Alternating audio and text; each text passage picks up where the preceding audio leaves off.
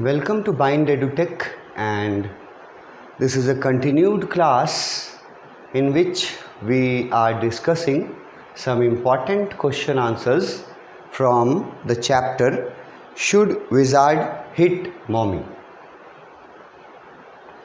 इस चैप्टर से हम लोग कुछ इम्पॉर्टेंट क्वेश्चन आंसर्स डिस्कस कर चुके थे।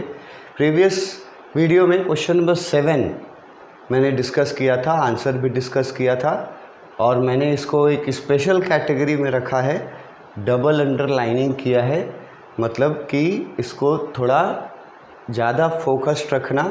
अगर ये क्वेश्चन तुमको लिखने का ज़रूरत पड़ा तो तुमको बातों को एकदम कम्प्लीटली याद रखना होगा, ठीक है। तो इसको थोड़ा अच्छे से समझना, पढ़ना या याद रखना कि क्या क्या लिखना है इसमें। अब आ जाओ क्वेश्चन नंबर 8 में। क्वेश्चन नंबर 8 बोलता है, which two opposite forces acted on Jack while he was telling Joe the story. जब जैक while लिखा है, while he was telling Joe the story, जब वो जैक जो को कहानी सुना रहा था, उस समय दो ऑपोजिट फोर्सेस काम कर रहे थे। वो दो ऑपोजिट फोर्सेस किनको बोला गया है? ज़्यादा डिफ़िकल्ट क्वेश्चन के कैटेगरी में नहीं है, एवरेज कैटेगरी का क्वेश्चन है ना। 2, 3, 4 मार्क्स के कैटेगरी में ही पूछेगा, है ना। ज़्यादा नंबर की कैटेगरी में ये नहीं जा सकता है, क्योंकि सिर्फ दो अपोजिट फोर्सेस के बारे में पूछा है। लेकिन हाँ, इस क्वेश्चन में भी क्वेश्चन समझना, क्वेश्चन में ये वर्ड्स है ना, यही वर्ड्स क्वेश्चन में जो समझ जाएगा वो आंसर लिख पाएगा। ये तो सब कोई जानेगा कि while he was telling Joe the story का मतलब है कि जो को स्टोरी सुना रहा था जैक, ठीक है। तो स्टोरी सुनाने के दौरान Jack was facing two opposite forces. मतलब जब कहानी सुना रहा था उस समय जैक का दिमाग एक जगह सिर्फ कहानी सुनाने में नहीं था, उसका दिमाग 2 जगह था, और 2 अलग अलग जगह था उसका दिमाग। जो लोग स्टोरीज पढ़े होंगे अच्छे से किसी भी माध्यम से, वो लोग मेरी बात को समझ जाएंगे अगर वो कोशिश करें। मैं बोल रहा हूँ कि 2 ऑपोजिट फोर्सेस जो लिखा है ना, इसका मतलब है कि जो को कहानी सुनाते वक्त जैक का माइंड, ध्यान, कुछ भी समझ लो, जैक का माइंड या ध्यान ये सिर्फ स्टोरी सुनाने में नहीं था, बल्कि एक और चीज़ प्रेजेंट थी। 2 चीज़ें प्रेजेंट थी, और दोनों एक दूसरे के बिल्कुल ऑपोजिट फोर्सेस थे। इसका क्वेश्चन का मतलब है कि कहानी सुनाते वक्त जैक बीच बीच में, उसका ध्यान बीच बीच में कहानी से हट करके किसी और तरफ भी चला जाता था। और ऐसा 2 बार हुआ है इस स्टोरी में कि उसका ध्यान भटका है। मतलब कहानी बता रहा है तो उसी दौरान कुछ ऐसा होता है कि उसका ध्यान उसकी वाइफ के तरफ चला जाता है। ये बात अगर आप समझोगे, ऐसा हुआ था ना स्टोरी में, 2 बार हुआ था। जब स्टोरी सुनाते वक्त जैक का ध्यान 2 ऑपोजिट फोर्सेस को संभाल रहे थे। जैक का ध्यान मतलब दोनों तरफ था, 2 फोर्सेस थे और दोनों एक दूसरे के ऑपोजिट फोर्सेस थे। तो अगर इस वर्ड का, इस टर्म का मीनिंग नहीं समझोगे तो फिर आंसर नहीं दे पाओगे, सही आंसर नहीं दे पाओगे। 2 ऑपोजिट फोर्सेस को ईजिली समझना, एक तरफ बेटी है, एक तरफ वाइफ है। जैक के एक तरफ बेटी है, बेटी के प्रति जो कर्तव्य है वो, और दूसरे तरफ पत्नी, उसके प्रति जो कर्तव्य है। यही 2 ऑपोजिट फोर्सेस बोले गए हैं। अगर ये समझ गए तो फिर तुम आंसर में लिख लोगे। 2 ऑपोजिट फोर्सेस क्या है? एकदम सिंपल मैं रिपीट कर रहा हूँ कि एक है कहानी सुनाना जो को, और दूसरा है वाइफ क्लेयर की मदद करना। जो लोग कहानी पढ़े होंगे वही लोग सिर्फ ये बात समझ सकते हैं कि वो चाहता था कि वो जा कर के अपनी वाइफ का मदद करे उसके काम में। जब स्टोरी में 2 बार उसको डाउन स्टेयर्स, नीचे से फर्नीचर्स इधर से उधर करने का नॉइज़ सुनाई देता है, उस समय, दोनों समय 2 बार ऐसा हुआ जब वो समझो कि अजीबो गरीब स्थिति में फंस गया था कि करे क्या। जो को कहानी सुनाना भी कस्टम है, ये भी फॉलो करना है, लेकिन उधर इस कस्टम को फॉलो करते समय उधर 6 मंथ्स की प्रेग्नेंट वाइफ क्लेयर, उसका भी तो ध्यान रखना जैक का कर्तव्य था। यही है 2 ऑपोजिट फोर्सेस, एक तरफ बेटी का कर्तव्य और एक तरफ मदर का कर्तव्य को पूरा करना, मतलब वाइफ का कर्तव्य को, बेटी के मदर का कर्तव्य को पूरा करना। यही 2 ऑपोजिट फोर्सेस के बीच जैक फंस गया था जब वो कहानी सुना रहा था। अगर आप स्टोरी पढ़े हैं तो पहले तो मैं आपको ये दिखा देता हूँ एक बार कि मैंने ये बात कहाँ बताया है, कहाँ 2 बार आया है। जैक का ध्यान भटका है स्टोरी सुनाते वक्त, ये 2 बार हुआ, कहाँ कहाँ हुआ मैं आपको दिखाता हूँ। टेक्स्ट बुक में, मतलब मैंने टेक्स्ट बुक पूरा पढ़ाया है, तो वो कहाँ हुआ था 2 बार ऐसा, कौन सा जगह है जहाँ पर जैक का मन जो था वो अपनी वाइफ के प्रति भी सोच करके वो थोड़ा उदास हो जा रहा था कि वो अपनी वाइफ को, जो कि 6 मंथ्स प्रेग्नेंट है, उसका हेल्प करने के लिए नहीं जा पा रहा है क्योंकि कहानी सुनाना है यहाँ बेटी को। ये 2 फोर्सेस थे। तो ये देखो, हम सुना उसको, ये आया है तुम्हारे टेक्स्ट बुक में, ये टेक्स्ट बुक का पार्ट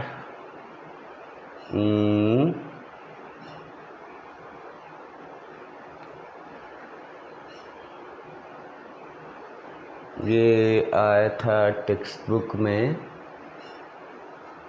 क्रिक के बाद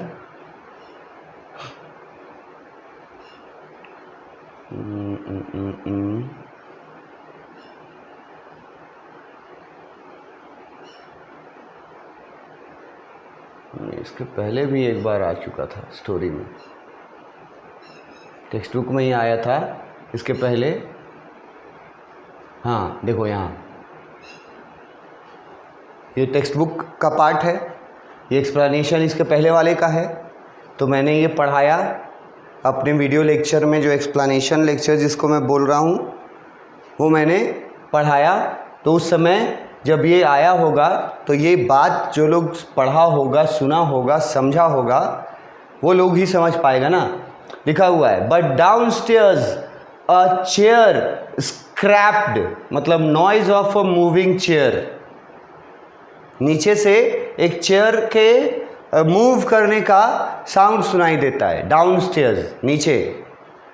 और तब वो रियलाइज करता है he must get down to help Clare paint the living room would work.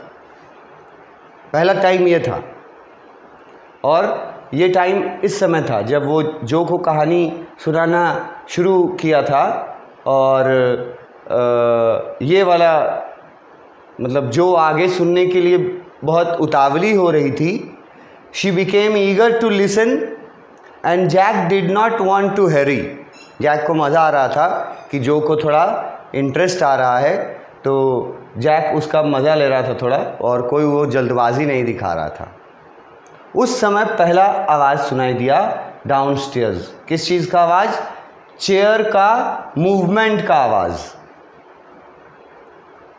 और उस समय उसने क्या रियलाइज़ किया जैक ने, कि उसको नीचे जा करके अपनी पत्नी क्लेयर का हेल्प करना चाहिए। किस चीज़ में?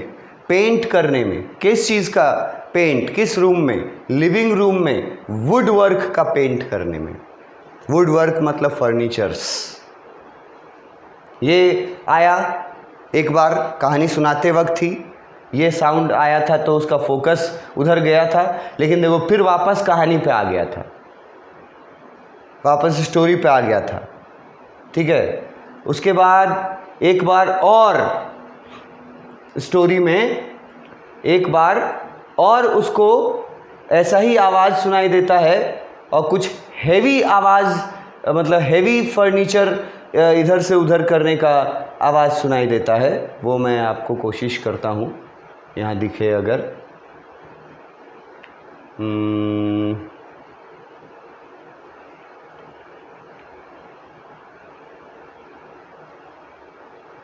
वो आगे आया होगा।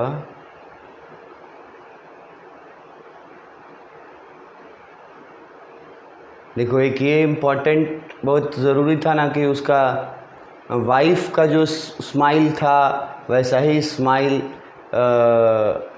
बेटी के मुंह पे भी उसने देखा था। जैक ने लगा था जैसे सेम उसकी माँ स्माइल करती है वैसे ही बेटी भी स्माइल कर रही थी। लेकिन एक और बात, जब वो उसके प्रेगनेंसी के बारे में 6 मंथ्स प्रेगनेंसी के बारे में बताया है, यहाँ देखो दूसरी बार आया, टेक्स्ट बुक का पार्ट है। फिर डाउन स्टेयर्स आया, पहले बार भी आया था ना डाउन स्टेयर्स। उसमें बताया गया कि चेयर को एक जगह से दूसरे जगह ले जाने का नॉइज़ सुनाई दिया, और जैक को रियलाइज़ हुआ कि उसको इस समय अपनी पत्नी क्लेयर के हेल्प के लिए उसके पास जाना चाहिए, जो वो चाह के भी नहीं जा पा रहा था, बिकॉज़ यहाँ स्टोरी सुनाना वो शुरू कर चुका था। एक बार वहाँ, दूसरी बार यहाँ। ठीक है, दूसरी बार यहाँ डाउनस्टेयर्स सम मोर फर्नीचर रम्बल्ड। उसका भी मतलब यही है, साउंड ऑफ ड्रैगिंग। मतलब एक जगह किसी भारी चीज़ को अगर आप उठा नहीं पा रहे हैं तो उसको घसीट के खींच के जो ले जाते हैं उस तो ड्रैगिंग उसको बोलते हैं। तो एक साउंड उससे निकलता है ना, नॉइज़ ऑफ ड्रैगिंग। ठीक है, रम्बल्ड वर्ड यूज़ किया। और उसके उस समय ये सोचता है Clare should not move heavy things, कि क्लेयर को इतनी भारी भारी चीज़ों को मूव नहीं करना चाहिए। Why? Because she was 6 months pregnant, क्योंकि वो 6 महीने की प्रेग्नेंट थी, और उस समय उस हालत में भारी काम करना उसके सेहत के लिए और उसके आने वाले तीसरे बच्चे के लिए अच्छा नहीं था। तो 2 बार कहानी के बीच में जो को कहानी सुनाते वक्त 2 बार ये मैंने आपको दिखाया कि टेक्स्ट बुक में आया है, और जब मैं एक्सप्लेनेशन कर रहा होऊंगा इसका, तो उस एक्सप्लेनेशन वीडियो में निश्चित रूप से ये वाला चीज़ मैंने एक्सप्लेन किया होगा। तो अगर आप देखिएगा ना एक्सप्लेनेशंस को, वीडियोस को, तो जो फ़ायदा मैं बता रहा हूँ वो ये होता है कि मुझे जैसे अभी वापस दिखाना पड़ रहा है ना, वहाँ जा कर के प्रूफ करना पड़ रहा है। ये प्रूफ नहीं करना पड़ेगा अगर आप सिंसियरली पढ़ें, उन वीडियोस को सिंसियरली देखें जिसमें शुरुआत से और टेक्स्ट बुक का मतलब टेक्स्ट बुक में उस चैप्टर का, उस कहानी का जो भी एंडिंग है एकदम वहाँ तक का वीडियोस अगर आप अच्छे से सिंसियरली देख लें तो ना आपको आंसर देना आसान हो जाएगा। तो यहाँ पूछा 2 अपोजिट फोर्सेस कौन कौन से एक्ट कर रहे थे, ठीक है। तो मैंने बता दिया कि 2 अपोजिट फोर्सेस अगर सबके समझ में ना आए तो इसको आसान शब्दों में मैंने बता दिया कि एक तरफ जैक जो था वो बीच में फंसा हुआ था, हाँ, एक तरफ बेटी के प्रति कर्तव्य पूरा कर रहा था और दूसरी तरफ उसी दौरान वो ये भी सुन रहा था और रियलाइज़ कर रहा था कि उसको उस समय कहानी सुनाने के बजाय अपनी 6 मंथ प्रेग्नेंट वाइफ की हेल्प करनी चाहिए। तो यही 2 अपोजिट फोर्सेस हैं। अगर ये समझ गए तो 2 अपोजिट फोर्सेस वाला आंसर लिख दोगे। देखो आंसर में वही सब लिखा हुआ है। Jack was telling Jo something she must know and he had no wish to hurry on. मतलब जैक जो को जो कहानी सुना रहा था वो जानना चाहती थी, ठीक है, ईगर थी, लेकिन Jack had no wish to hurry on. लेकिन जैक जो है वो उसके उस ईगरनेस का फ़ायदा उठाना चाहता था, थोड़ा मज़ा लेना चाहता था ईगरनेस का।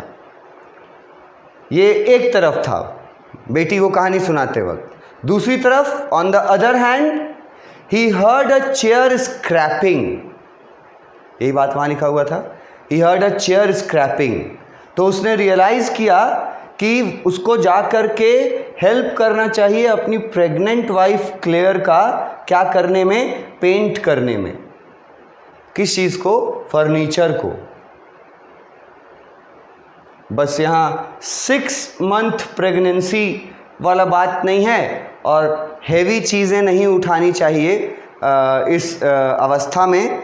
ये बात, ये वर्ड्स यहाँ नहीं है, वो जो तुम लगा भी सकते हो। मैंने बोला है कि अगर मैं आंसर आपको जो डिस्कस करता हूँ ये बिल्कुल ऐसा नहीं है कि यही आंसर आप वर्ड बाय वर्ड लिखिएगा तभी आपको मार्क्स मिलेगा। मार्क्स आपके जानकारी के अनुसार आपको मिलेगा। हाँ, मेरे बताए हुए आंसर, सैम्पल आंसर में जो की वर्ड्स मैं बोलता हूँ कि ये वर्ड आंसर में नहीं रहेगा तो फिर नंबर अच्छे नहीं मिलेंगे।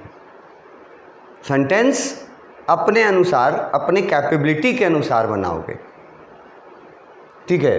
तो जैक जब सुना रहा था एक तरफ तो बेटी के प्रति कर्तव्य पूरा कर रहा था, और दूसरी तरफ वो जब नीचे डाउनस्टेयर्स से चेयर्स या कोई हैवी चीज़ें जब नॉइज़ सुनता है इधर उधर, स्क्रैपिंग नॉइज़ लिख सकते हो, स्क्रैपिंग वर्ड के जगह तुम ड्रैगिंग नॉइज़ लिख सकते हो, आसान अगर वर्ड है। स्क्रैपिंग के जगह ड्रैगिंग, ये जल्दी आसान याद रहेगा। ड्रैगिंग मतलब घसीट के ले जाना। तो कहानी सुनाते वक्त ही वो दोनों चीज़ों को फेस करता है। बाप का ड्यूटी भी पूरा करना है और इधर बीच में जब वो सुनता है वो ड्रैगिंग का नॉइज़, तो वो रियलाइज़ करता है कि 6 मंथ्स की प्रेग्नेंट है उसकी वाइफ क्लेयर, और ऐसी अवस्था में उसकी वाइफ को भारी काम, भारी चीज़ें इधर उधर उठाने का काम नहीं करना चाहिए। तो यही दो चीज़ों के बीच जैक फंसा हुआ था। बेटी को कहानी सुनाना भी ज़रूरी था और इधर उसको क्लेयर का भी फिक्र हो रहा था, वाइफ का भी फिक्र हो रहा था, जो कि अकेले नीचे लिविंग रूम में फर्नीचर्स को पेंट करने का काम कर रही थी। और ये प्रॉब्लम वाली बात, ज़्यादा प्रॉब्लम वाली बात इसलिए थी because she was 6 months pregnant, इसलिए ज़्यादा प्रॉब्लम वाली बात थी। इस टाइम पर उसको हेवी काम नहीं करना चाहिए था, जो करना पड़ रहा था उसको। तो यहीं बीच में जो फंसा हुआ था, दोनों अपोजिट फोर्सेस, एक तरफ बेटी को सुना रहा है, दूसरी तरफ नीचे से जब आवाज़ सुन रहा है चीज़ों को ड्रैग करने का, हेवी चीज़ों को, तो ये भी रियलाइज़ कर रहा है कि उसको जाना चाहिए नीचे हेल्प करने के लिए अपनी प्रेग्नेंट वाइफ क्लेयर का, क्योंकि वो 6 months प्रेग्नेंट थी और ऐसे कंडीशन में हेवी चीज़ों को ड्रैग करना ये उसकी सेहत के लिए अच्छा नहीं था। These were the opposite forces acting on Jack while he was telling Joe the story.